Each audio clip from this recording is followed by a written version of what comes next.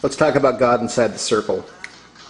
Now, before we do this, I want to point out that anyone, anywhere, could draw a circle around them and stand inside it and repeat some strange sounding words, do some bizarre gestures, light some incense, call out some strange names, and claim it's magic. To a strong degree, that is exactly only what has been taught. That is exactly only what is being put out and pushed at bookstores.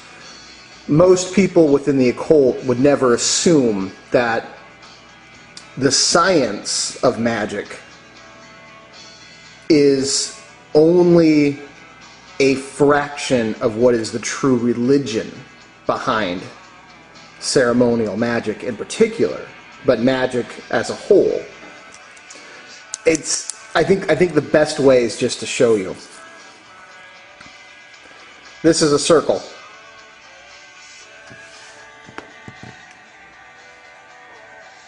Okay?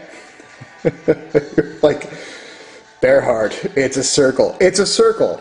Now, when you do your magical operations, you stand inside the circle.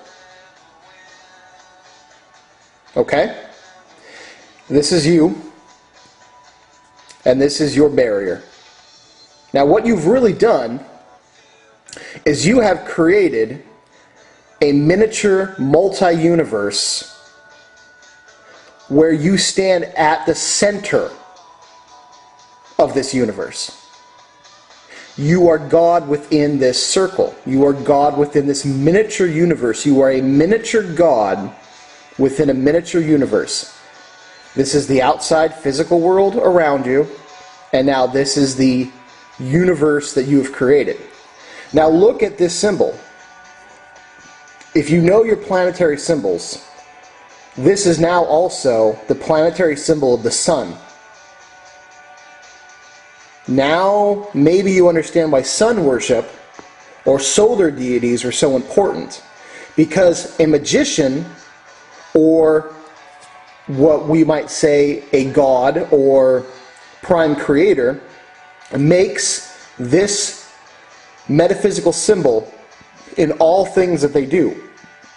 They become the center of the universe, where prime creator is the center of this entire universe. In a quite literal sense, we become miniaturized prime creators in our own little universes. And when we step inside that circle, we become the center. That is why the lesser banishing ritual of the pentagram is so important, especially in the beginning, because you are growing your astral body to encompass and become the center of a universe. Do you see how this is all multi-layered? Fantastically multi-layered. This isn't no book. I mean, and I've looked. I've got grimoires that most people have never heard of before, and all the ones they have. And this is the stuff that they don't talk about. This is the stuff that the Illuminati has purposely, on purpose, made sure that 99.9% of all people interested in the occult will never hear. And I'm going to give it to you for free. Because it's time that magic takes a whole new meaning. This is the religion of the science of magic. Okay? When you step inside this circle, you become a miniaturized God. Now, here's another thing that you should definitely know. Okay? If this doesn't look familiar to you, we're in trouble.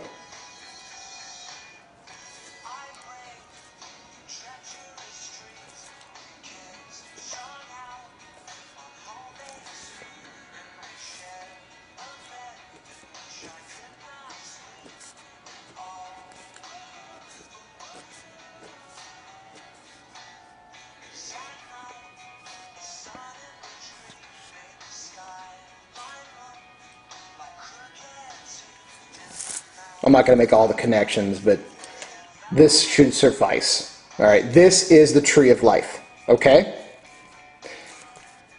This is the highest, the holy. That is Kether, the crown.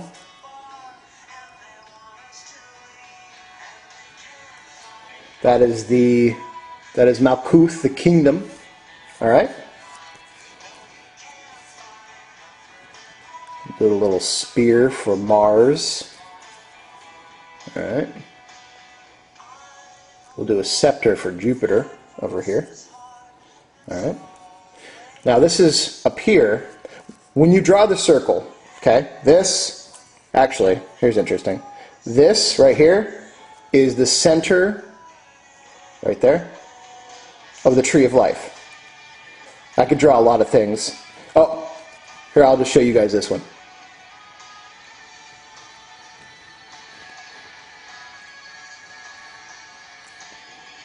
See the cross? With the solar symbol in the middle? That's Jesus on the cross. About 10 million years before Christianity. Okay? There you go. There's the spear that pierced Jesus' side. Jupiter is also seen as a half cup. Also, the cup that caught his blood. I could do about a 7-hour video on that alone. I'm not going to, but just to show you. Okay. We are dealing with, as we draw the circle, we are dealing with this right here. We're dealing with this high pyramid. Kether, Chokmah, and Binah. Okay? You're starting here. Okay?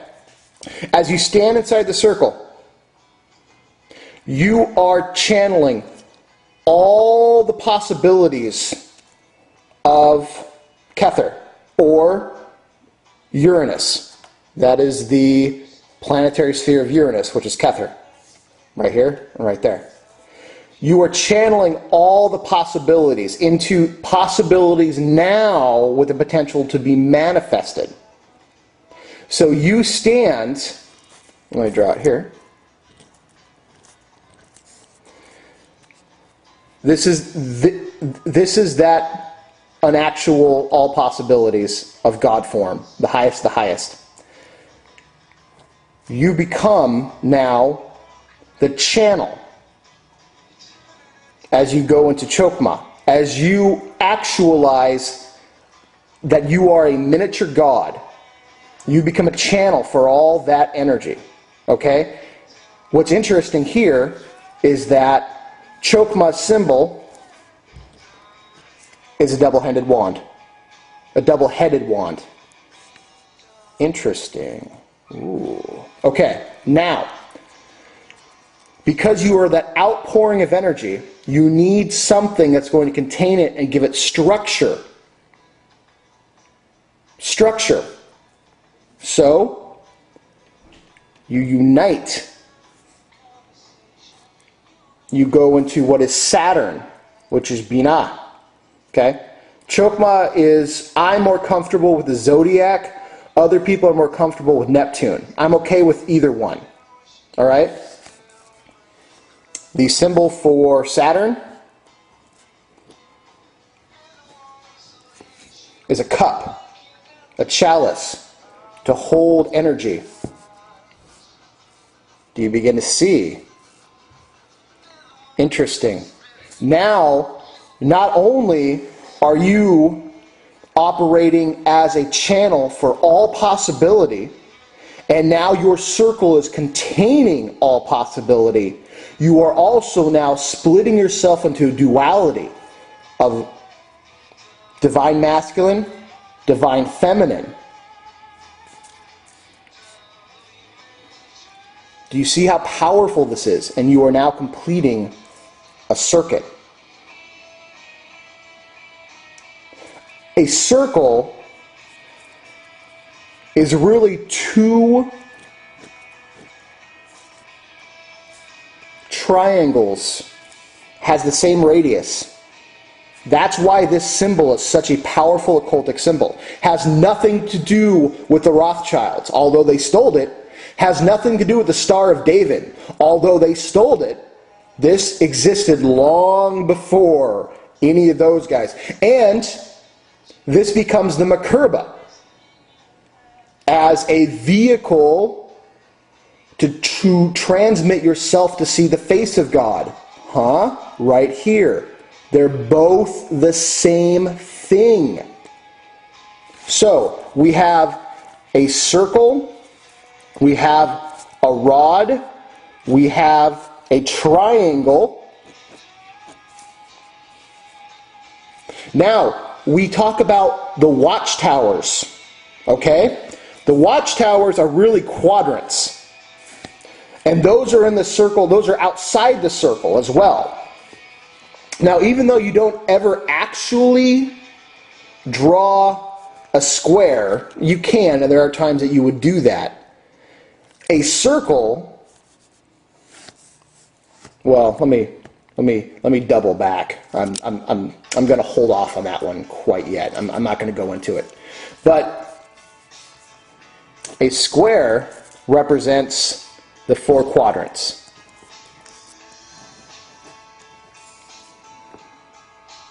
These are sometimes called the watchtowers.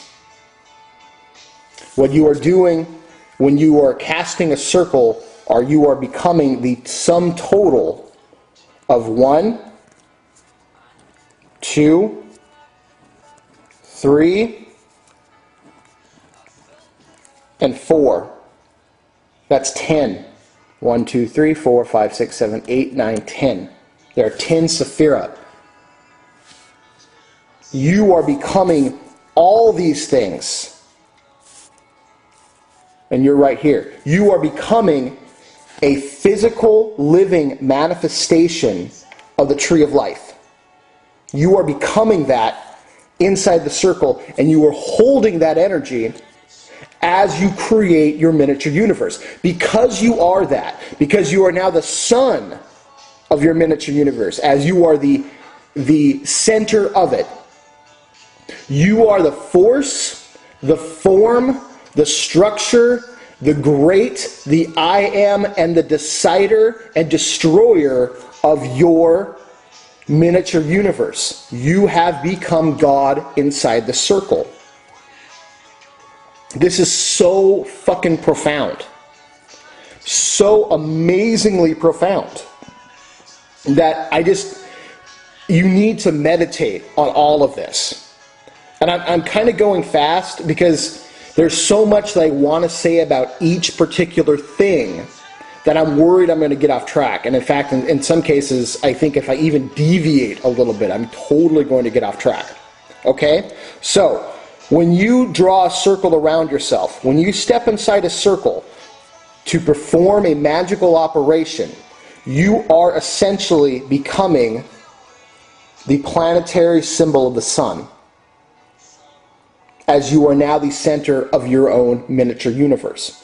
You are making the connections of the highest triangle on the tree of life, the most sacred of the trinities. You have the prime creator, you have God energy, and you have goddess energy in its most pure form. Now, prime creator is not with gender, but not without gender either. I have seen a representation of prime creator as I held prime creator as the most shining, beautiful baby ever.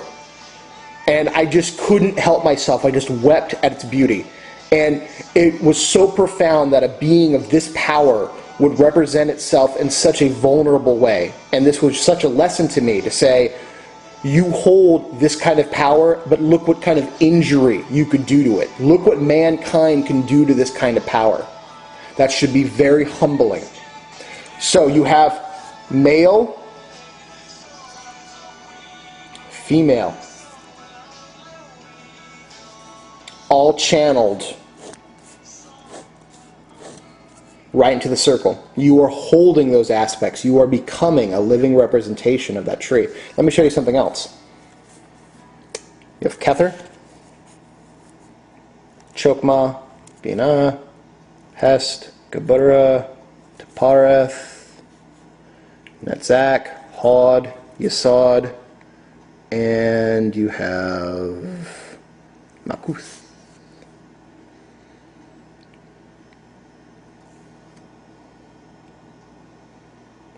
That wasn't the best drawing of it ever. But I want to show you. Check this out.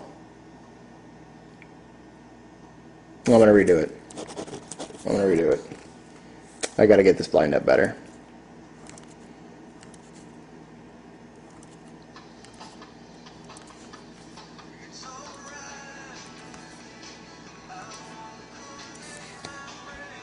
Tree of life. Yeah?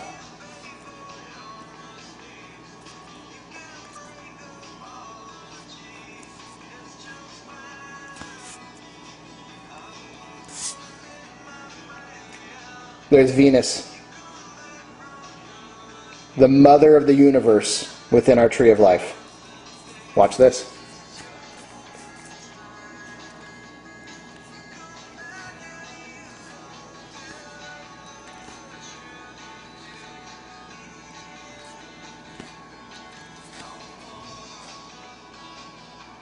Tree of life.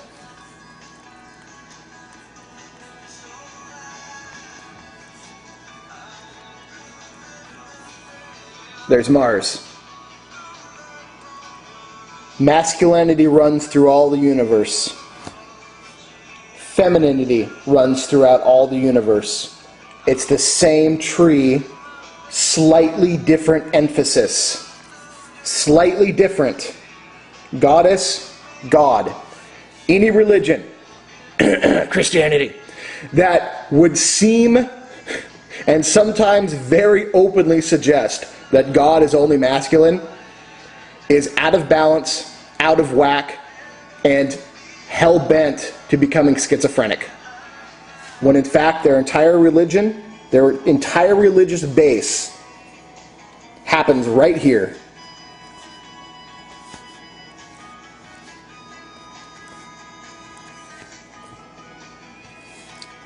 With Malkuth, which is the kingdom, because Jesus is what? The king?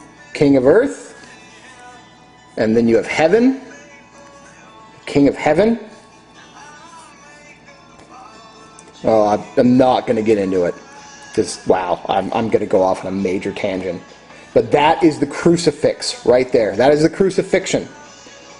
I don't know how much older, by leaps and leaps and bounds older, is this tradition than Christianity. There was no mention of Jesus then, okay? This is the science of magic, okay? This is the religion of magic. The religion means imitation of your God upon the earth. Imitation of your God upon the earth. You are imitating all that is this inside your own little personal circle. And there are millions and millions and millions of other people with their own spheres of influence, because that's what this is a sphere of influence, operating as God or goddess, as queen or king of their circle. Now here's the interesting thing. As you develop your sense of what you're doing, like I said, anyone can draw a circle, but it is the awareness of what's happening while you are inside that circle that makes this so powerful.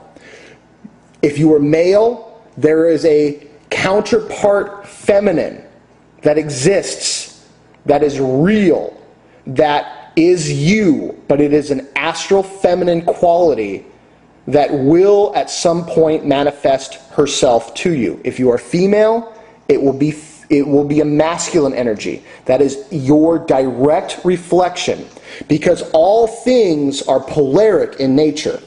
Just because you stand in the circle doesn't mean that there is not a reflection of you somewhere else. That is not an opposite, but is a gender polarity of you. Okay? Because you have both these high energies flowing down inside you, okay, to you, channeling you, all right? The world around you, well, okay, we'll get into it. The world around you is the square, okay? That is that checkerboard thing that we talk about sometimes, that's black and white, I don't know. It's going to be, whatever. It's black and white. This is the grand chessboard, the game board that you stand on, okay? That you are opening the sphere on. The eternal watchers, sometimes called the guardians, or Wicca likes to call them the guardians of air, fire, earth, and water. It's correct and it's not correct. But this is the reflection of that. So you have the circle, the rod, the triangle, and the square. All that is present in magic in all forms. The rod is the outpouring energy. The triangle is the collecting energy. And the square is the building structure energy. The circle is the all potential catalyst, enclosure, egg type ideal of exploding open, sending things out to be collected and then formed into a structure. Okay? This is also, it relates to your physical body too, but I'm not going to get into that quite yet. I want you guys to focus more on an energetic aspect of it, and then later we can talk about the physical aspects of it. When you call upon the watchtowers, you are calling upon lords of the physical world. Lords that are closest to the physical realm, but are still part of the astral world, that can hold and protect and watch over better the things that would be most likely to bother you in ritual. Now, you've always done your lesser banishing ritual, the pentagram. That will hold things at bay. And in fact, that's how you open a space for you to now begin to channel Prime Creator down, and then Prime Creator, as Prime Creator gets brought down a level, Prime Creator splits into ultimate masculinity, ultimate female, and then just filters down all the way. Yes, the whole tree of life filters down into you, and you stand not on Malkuth, but slightly above it in the astral world, because Yesod, we'll just use this one. Yesod, we'll go here.